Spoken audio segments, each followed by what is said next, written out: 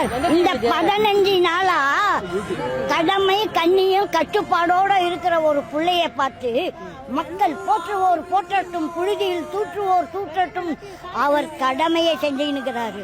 இப்ப ஸ்டாலின் அவரை துச்சாகமாக பேச வேண்டாம். அது அறிக்கை சும்மா பேச சொல்ற மாதிரி தான் இருக்குது. அடிக்கிற மாதிரி அடிக்கிறாங்க, அழுகுற மாதிரி அழுகணும், அது தவறானது சார். இவ்வளவு நாள் ஆண்டவன் அந்த கொளத்தூர் தொகுதியில மண்ண கவனமே அவரு ஒரு மாற்றம் ஆயிட்டார் சார், ஒரு மாதிரி ஆயிட்டார். இப்போ அந்த 15 நாளா நடக்கிறது இப்பதான். இது கொஞ்சம் இவங்க ஆட்சியில 50-100 நடந்திருக்கு.